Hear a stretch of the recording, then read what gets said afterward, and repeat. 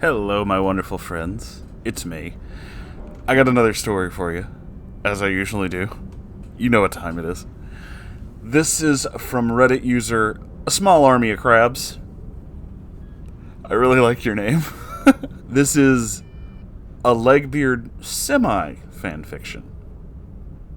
Well, that's new.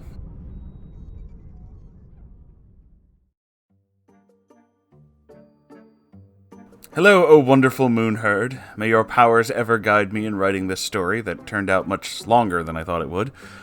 Feel free to skip this paragraph. I'm not gonna. And any other with indents to get along with the story. But if you wish to know what a neckbeard semi-fanfiction is, well, that's what I'm defining right now. So like all people, I have met terrible people. There's only one person I hate in this way, and her name is Brienne. However, I think it would be awfully satisfying as well as good closure to write out the tale of her dickheadedness, while also making her overly cringy and terrible. In this way, the following is a story blended of fiction and reality. Most of the karma I dish out to her will be untrue. She got away with everything she did to us. But what's some post-coitus revenge for not righting the misdecisions of karma? You have a way with words. Like most Legbeards, I met her in middle school. A little backstory on myself. I didn't really have a lot of friends except for one girl named Georgia. We met in kindergarten, and our houses were close enough together that even when we went to different elementary schools, we could still continue our friendship.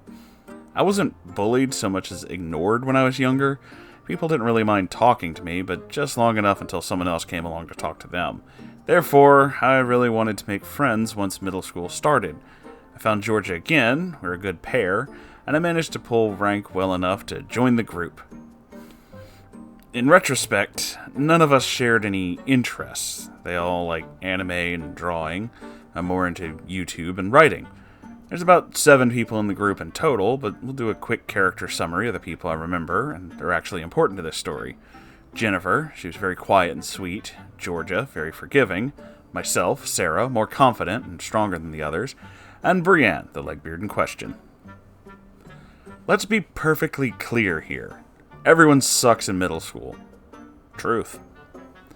But Brienne was a very bad case. I don't know what it takes to be 12 years old, 5'6", and 300 pounds, but that's what she had accomplished.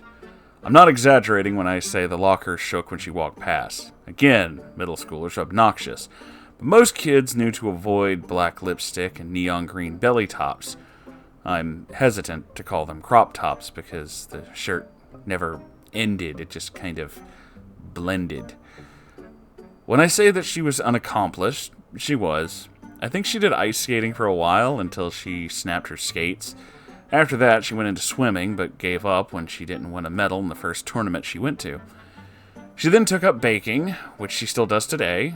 However, something was always wrong with whatever she made.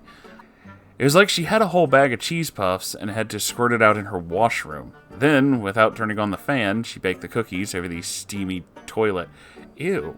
I didn't eat anything that she made, even when she got abusive towards me about it. See, she wasn't just a budding narcissist, she was also a genuine abuser. Oh, classy. We'll get into why she strangled me later on. Oh my god. She'd kick you in the shins if you were standing, in the hands if you were sitting down. She also threw things at people when she got stressed. I remember her throwing pins and binders at anyone who was trying to help her calm down. I only saw her house once. Her parents were nice enough. Pretty standard picket fence family, but her room... I don't think I've ever been in a creepier place. See, it's one thing to have the piss bottles. It's another to have pictures of your current crushes pasted to the wall. The floor was mostly wrappers, discarded clothing. Not the worst neckbeard nest, but definitely not where I wanted to spend the night sleeping. I left early because I couldn't stand the mess. Those who stayed said that she was demanding and only let people play what she wanted them to play. They apparently played Monopoly even after everyone else was tired of it. She changed the rules in order to help herself win. Now the obvious question is, why was she in our friend group? Well, it goes back to the main character trait of this story. I was not the only one who was bullied in elementary. All of us were. So everyone knew what it meant to be excluded, and everyone knew standing up to her temporarily would only increase the torment. But getting rid of her just meant pushing her onto other people who may fall victim to her crimes, like we did, or that she would have no one. We let her get away with way too much, but at least she was never excluded from anything, like she eventually did to me. The first memory of her I have is in grade 7, and we had to do a group project. Now, for obvious reasons, I'm used to working alone, but she begged me over and over and over to help her with the project. She would come over and sit beside me and kick under the table every time I said no. She'd lie that she left her books at home so she could take mine. She drew shitty anime drawings all over my notes when I lent them to her. Not lending them to her earned more kicking, but usually she'd run off crying into the hallways. Then when you left class, she'd yell at you for making her fail at class. Eventually, I had to give in. It was the stupidest project I've ever been given. You have to design an adventure with your partner. For example, we chose canoeing down a river for 2 full weeks. She wrote fanfiction, so I gave her the task of writing the adventures down in a journalistic style, as if we were telling this story. And I did everything else. I did everything else because she went on and on about how difficult her part was going to be and that it would take forever. So I agreed because, whatever, I'd have to have done it on my own anyways. The first issue is that she constantly yelled at me and kicked me for not completing my part quickly enough. She needed to see the rivers we were taking and the supplies we had brought with us, both my jobs, before she could start her part of the project. Fair enough, I thought. I did my work in 2 of the 7 days that we were given, then all I had left to do was the map. The teacher was mad at me already since Brienne had constantly complained about me not supporting my group members, but she got more and more angry when my answer to what I was working on became the map for 5 days. I just had to draw a squiggly line in MS Paint over a picture of a river, but I kept overcomplicating it just to get her off my ass. She eventually told me I had to edit Brienne's writing since I wasn't balancing the work well enough amongst the group members. Now, the thing to remember is that I'd never actually read her fanfictions. I simply heard her brag about them constantly. She'd won an award on some stupid One Direction smut site, and she reminded everyone about that every day. Therefore, I assumed she would be a pretty good writer. Again, this was 7th grade, and I'm a million times better than I was at that age, and that's because I practiced during that time. However, I would still call her work terrible. I could have hired a guy off of Fiverr to be my partner, and he would have done a better job.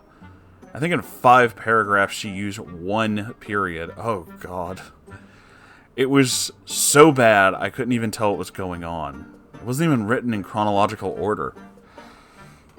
Today was the day we escaped the bear we ran into the canoe before it got us, but we got breakfast of salmon and eggs, then kept paddling, and then we remembered we forgot our tents and went. The bear was there eating our tents, and we screamed and it ran off the water at us. Sarah was dumb and started paddling towards it, but my IQ's super good, so I pull out sunscreen canister pointed at bear. Bear dies and we get tense. Sarah's crying. I am strong. Then we went to bed that night, but before the night bed we took the bear and made burial kayak out of sand, buried it before we packed up the tents and floated down the stream to next campsite. We had bagels for dinner and fresh caught fish before we met the bear for lunch. The cooler was warm and we put the water behind the canoes. That's how it's written. And it was my job to edit that. I knew how to edit from that age. I put comments on what I found confusing about how I thought she could improve her work. I went over to tell her about it since she was browsing Tumblr. I thought it was okay to just interrupt. She was not happy that I did not love her writing. She started crying and punched me in the stomach. She got sent to the office, but the teacher told me to do the editing since I didn't have anything else to do. Now, can you imagine who was only done half the work by the last day? Yeah. She wasn't finished on her half of the project, and threatened me if I didn't do it, so I did it. I wrote the entire project, but it gets worse. I presented the entire project, too. In all fairness, I think her stage fright is the least annoying of her qualities. I truly understand that speaking in front of an audience is difficult, but I don't have much of a problem with it. So I presented it, but I did it in a way that I kept looking at her to present the part if she wanted to. In our cooler, we brought food that had to stay cold. We brought, pauses to see if she would like to speak, apples, bread, eggs, and milk? Cool. Now, in my opinion, it was a pretty good presentation, but she hated it. She yelled at me because I kept looking at her, and it made her self-conscious, and she couldn't even present anything because I didn't leave her any time to do so. But of course, the teacher gave her a bad mark on the presentation part, since she didn't actually say anything. This was my fault, and Brienne went around telling everyone how I had ruined her marks, and that I was so selfish for doing so. She just sounds wonderful. This leads to another of her undesirable traits. She'd spread rumors. Most of them weren't believed by anyone, like she'd try to say that teachers had threatened her or that kids had STIs. Wow, really? But remember, I was nobody. Nobody would believe anything I said because they didn't care. Gossip, however, is gossip. So she started a feud between myself and another girl, Nicola. Basically, she said that I had tripped her in gym class and that I was trying to tell people that Nicola got a boob job. Then that I just went on and on about how dumb she was and that I was so much smarter. To be honest, I did not even care about Nicola at all. I'd never even really spoken to her. Now we're actually pretty cool. But the rumors were believed, and nothing changed because I was not really popular anyway. It just hurt that people genuinely believed that I was a bad person. And more so that by the time I even knew that there were rumors about me, they were already widely spread. Nobody tells me anything. I mentioned her IQ, mainly because she mentioned it constantly. For as much as this girl ran out of class crying, you think she might be struggling with school. I think she was, but that was not what we were told. After every test result, she'd burst into tears over her 97s and 98s, and if we told her that that was fine and it's a very high mark and she doesn't have to worry about it, we'd have things thrown at us, pens, binders, food, shoes. It happened often enough that I'd leave the group whenever she did that. I spent quite a few lunches in the library reading. I made it through 200 pages before she decided that me leaving was just a personal attack. To clarify, it was. And would shove me back down if I stood up to leave, just to run up behind me and drag me back. Remember, she was very overweight for her age. I could not resist any of this. She picked on me the most out of everyone because I always protected them as best I could. I tell her to stop stressing whenever I realized she was going to pummel somebody else in an attempt to get her focus on me. It worked. For as much bigger as she was, I was also the biggest out of her victims. She could kick me and I would still be able to walk fine afterwards, or she could punch my arms and I wouldn't really feel it. I got pretty good at disassociating after a while, but there were two specific things I remember and have photo evidence of on my old iPad. I keep these photos as a back pocket threat just in case she ever tried anything major. The first is that, like most kids, I get sick every so often. Whenever I was sick, George's legs would be covered in bruises. My guess is that whenever I was gone, she'd turn into the protector, but she didn't want to talk about it much.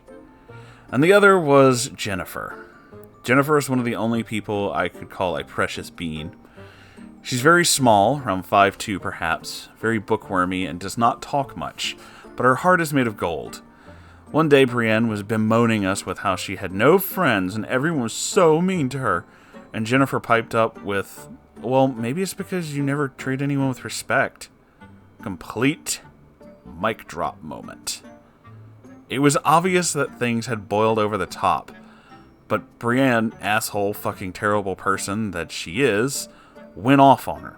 She told Jennifer to harm herself, to kill herself, and that she was so useless and no one ever wanted her around. Wow, what a fucking asshole. And immediately, everyone grabbed Jennifer and left.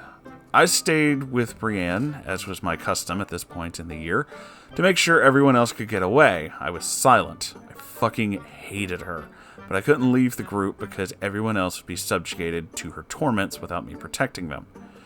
The next day she pretended everything was fine, made cookies, and complimented us on how amazing we were as friends, how precious we all were to her.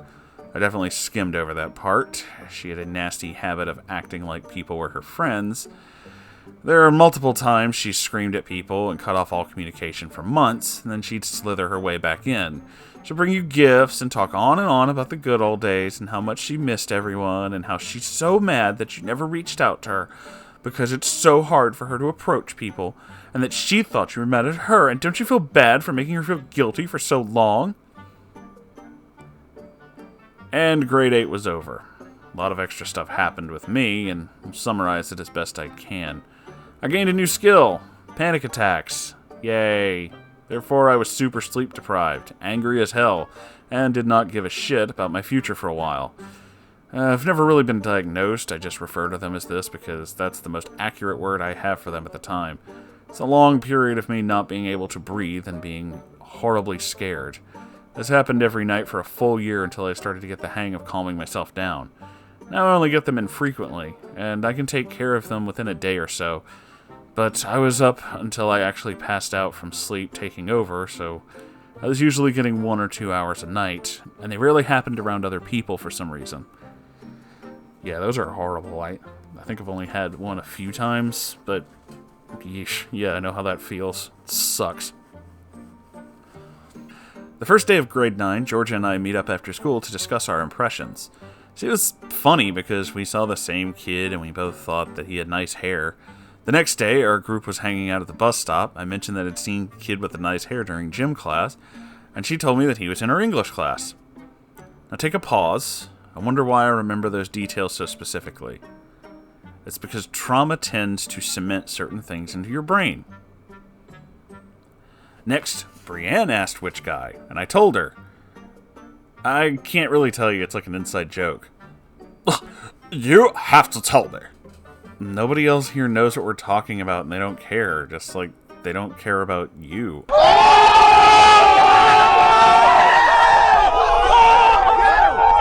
Now remember, I have not slept more than an hour a night for weeks. I have no care for my own life. Brienne comes over and puts her hands around my neck and starts strangling me. Wow.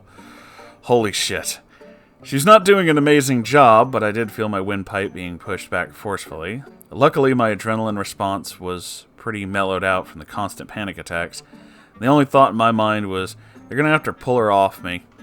And she was screaming at me to tell her who it was, and I was a stone, nothing came out. People around us were freaking out. Let her go, Brienne, she can't fucking breathe. No, she has to tell me. Eventually, she was pulled off of me. She immediately made a grab at me, but adrenaline had finally kicked in, and I ran. She grabbed onto the handle of my bag, and I just kept running, just dragging her along behind me until she gave up. I ran all the way to the city bus stop and just went home. The next day in school, I made up my mind. If she apologized, I'd forgive her. If she didn't, I'd never speak to her again. She never apologized. I gave her a lot of opportunities. She even sat next to me in biology for an hour and a half. Nothing. Okay, I moved on. I quit talking to the group and once again went down the arduous path of making friends again. Skip ahead to grade 11. One of the friends I had managed to find was a guy named Kel. We met during a writing competition, a real one, where we found we were reading the same series at the same time. We also realized we were both going to the same school trip to Belize. He was 2 years older than me, and gay, which is relevant later. On the Belize trip, I spent a good amount of time talking with both him and his boyfriend Noah. Now, this is great. I have 2 relatable friends, except for one tiny thing. The group had pushed out Brienne, and now she had latched on to her crush, Kel. You probably remember that Kel is gay. Brienne, however, is a Legbeard, therefore she should respectively back off and leave their relationship alone. But no. While he was single, she hit on Kel constantly. Not good, but she'd write terrible fan fiction of them together, send him good morning and good evening texts, and she'd constantly demand hugs. She'd strip whenever they went over to his house to drink. I never got invited to these parties because she'd veto my invitation. I made her uncomfortable. She always did her best to exclude me from talking to them. But Kel and Noah got together, and then it was somehow worse. She'd fawn over both of them. They were precious little gay beans who could do no wrong. But then wrong happened. In the shortest summary of relationship drama I can manage, Kel pushed Noah down the stairs at school. Oh my god. There was a witness, and it came out that Noah had been hiding a lot of injuries caused by Kel. Kel stopped talking to anyone and stopped going to school. Of course, nobody tells me anything, so I didn't know, and I was texting Kel.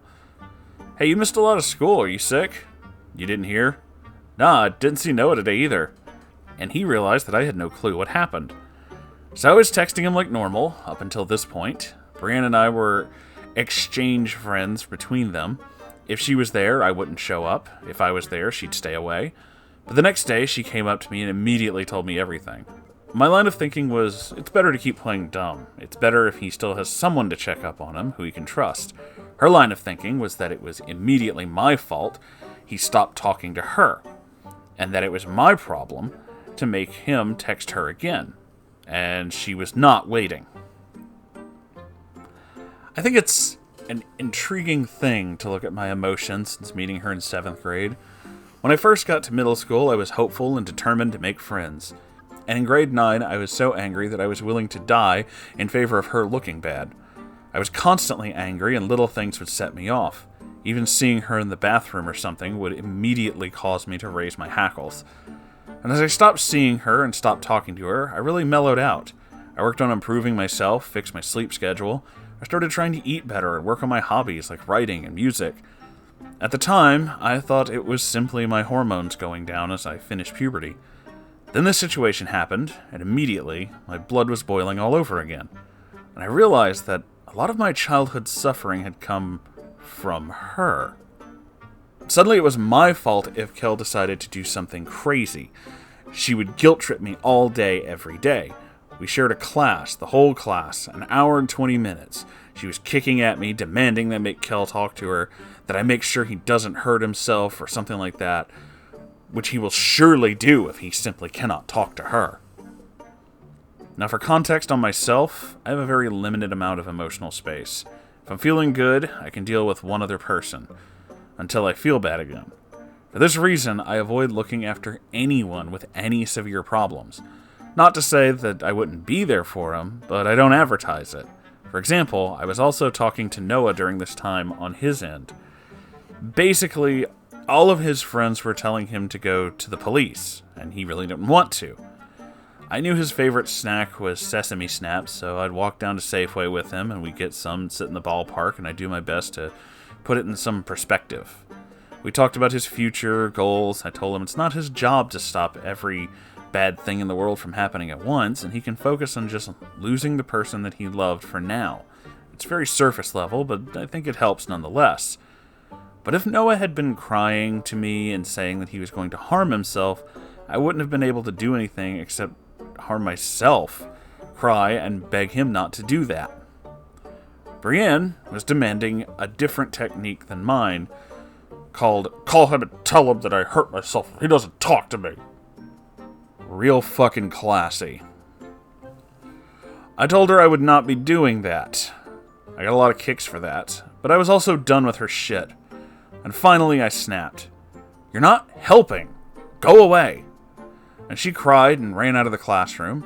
I told Kel that Brienne was coming after me because she wanted to talk to him. And he replied, "Tell her I don't want to talk. I'm not talking to either of you if you're talking to her." And he never responded. Now no one is in contact with him. Brienne came back and I yelled at her some more. I was angry again, as angry as I was when she never apologized to me for attempting to strangle me. As angry as I was when I saw George's bruises and saw Jennifer with the tear stains. I told her exactly what she had done, and she yelled at me for making her look bad in front of everyone. I told her she should stop guilt-tripping me into doing what she wanted. She told me that she guilt-tripped people who get in her way. I wanted to hit her, but I got held back. She ran out of the classroom crying, and I went stone again. People asked me what happened, and I said nothing. Luckily, nobody told the teacher about it.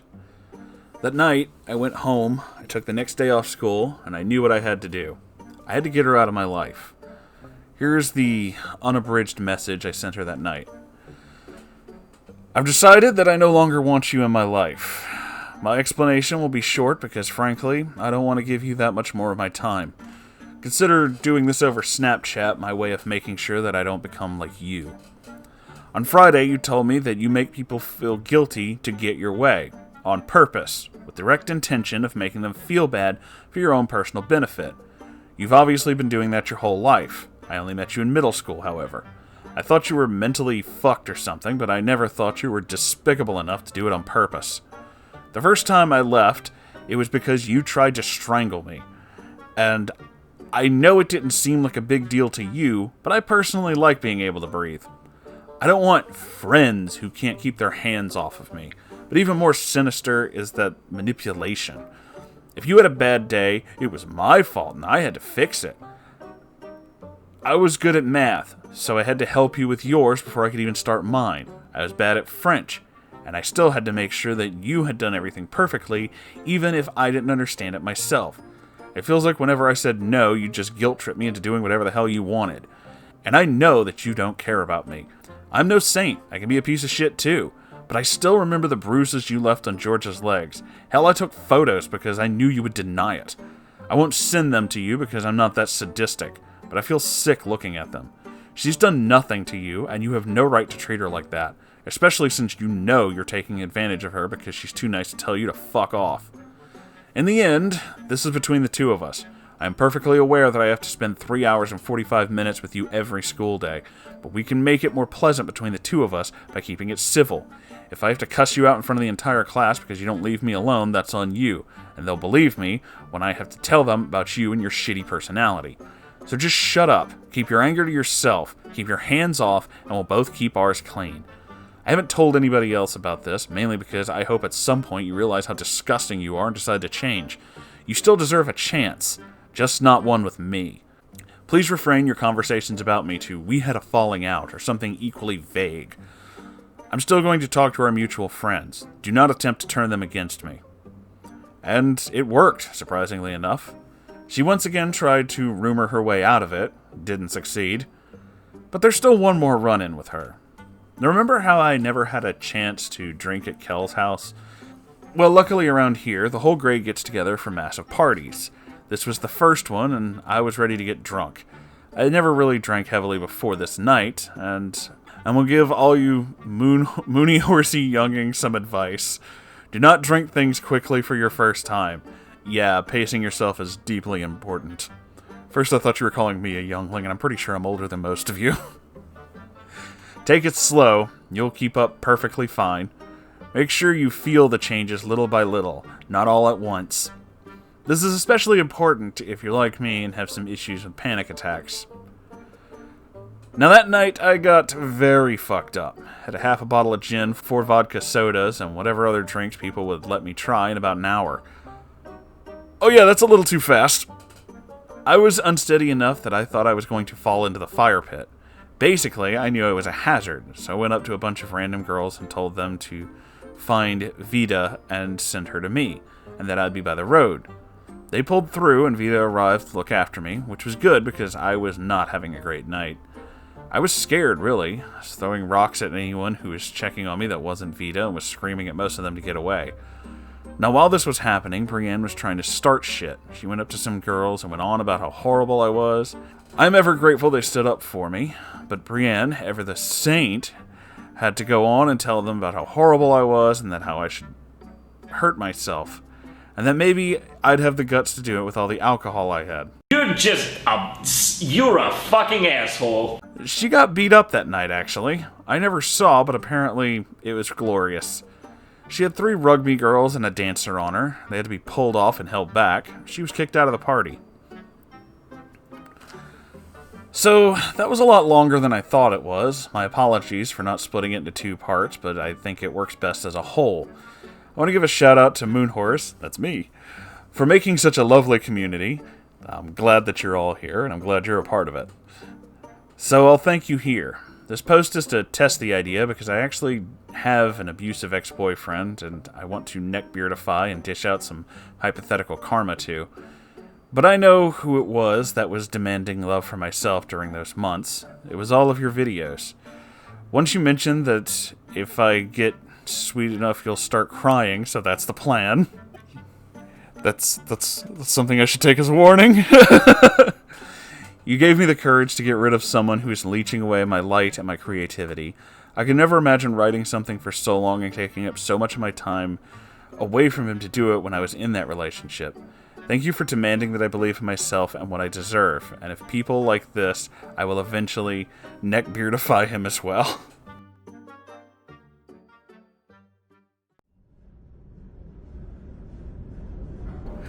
Well, that was an incredible tale. First off, I'm just going to say I am so sorry you had to deal with someone that horrible. That is, wow. I mean, just seriously, what a fucking asshole. But also, I want to kind of put this out here because I tend to forget. I get on my little, advice-y, rambly spiels. You know how it is. Though I do read a lot of, neckbeard stories and legbeard stories and stuff like that, it does not necessarily have to be that if you want to share a story. If you feel like you need to share a story, if you feel like you need to say something, feel free. That's what this whole community is about. It's not necessarily just that. It's whatever story you're willing to tell. And I am really, really glad that you were able to get out of these horrible situations. Because no one deserves to tell you who you are allowed to be or what you're allowed to do. You are your own person. And that's the best possible thing you could ever be. No one can ever take that away from you. I really hope that this kind of message gets through to everybody. That's kind of what I really want this community to be. Not just, weird videos and laughing at things, but also to remember that you guys are who you are, and that's the best possible thing you could be. I'm always proud of you guys. You're always doing wonderful things, creating amazing stuff, and just doing all kinds of awesome stuff. And that's just great. That's amazing, I'm really just happy that you are happy with who you are. And if you're going through something and you're not in that place where you want to be, you're not finding that happiness that you're, really working towards, it's okay. All good things come with time. If it was easy to attain, it wouldn't be worth anything. So that's why you gotta work hard for it. And I know that you can do it. I know that above everything else, you absolutely can do it. So keep, working towards that dream. Chase that dream. It's worth it. And if you ever feel overwhelmed or like you can't do it or something's too hard or it's too bad, that's what this community's for. You can always come talk to us. You can always lean on each other. That's kind of why I like this thing to be the way it is. I know that we make jokes about, the whole Moonherd thing, and it's it's about Moonhorse, and it's not about me. It's about you guys. I just happen to be the name that we put on the door. It really isn't just about me. I'm not here to, I'm not trying to be a actual cult leader. That's a joke. I actually just really want everybody to be happy. And I think we can all do that by working together. So I love you guys so very, very much. I know I say that in every video, but it's true. We're family, so, yeah, that's what family does.